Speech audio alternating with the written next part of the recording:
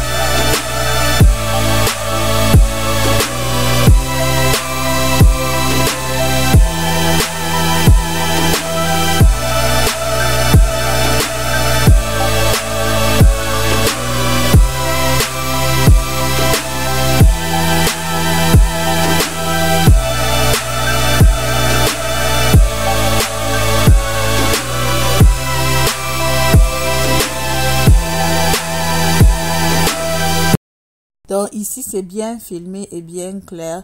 Donc je commence par passer ma mèche sur ma tresse à l'aide de mon crochet. Après quoi je mesure la longueur avec les autres tresses pour pas que la tresse soit très longue par rapport aux autres, pour qu'elle ait le même niveau que les autres tresses. Donc après avoir bien mesuré la longueur, je commence à tresser je tresse, je tourne ma mèche, puis je passe mon pouce et je fais passer la mèche au-dessus. Après, je retire mon pouce et puis la mèche reste dehors. Donc la mèche où j'ai passé mon pouce reste dehors pour avoir l'effet tressé détaché. Après, je répète le processus un peu. Je ne sais pas si c'est demi-centimètre de tresse ou bien c'est 1 centimètre de tresse. Bon, je ne connais pas trop les unités de mesure. Donc, je répète le processus au fur et à mesure et tout dépend de comment vous voulez que votre tresse soit. Si vous voulez que ce soit bien, que ce soit trop du genre coiffé, décoiffé, vous pouvez répéter ça chaque, je ne sais pas, 25 millilitres de tresse. Comme vous voulez, en fait, ça en fonction de vous. Donc là, moi, je ne voulais pas que ce soit trop, que ça ait trop l'effet trop détaché. Donc, sur une tresse, je fais passer mon doigt environ 4 à 5 fois par rapport à la longueur de ma tresse. Et je coiffe jusqu'au bout, comme vous avez vu sur la vidéo. J'espère que j'ai un peu mieux expliqué ici et que vous avez compris le processus. Je ne sais pas... si vous avez des questions, n'hésitez pas à les mettre en commentaire. Comme d'habitude, je réponds à toutes les questions. J'essaye de vous expliquer au mieux que je peux. Donc, n'hésitez pas à commenter, liker, partager et surtout abonnez-vous. Bisous, bisous.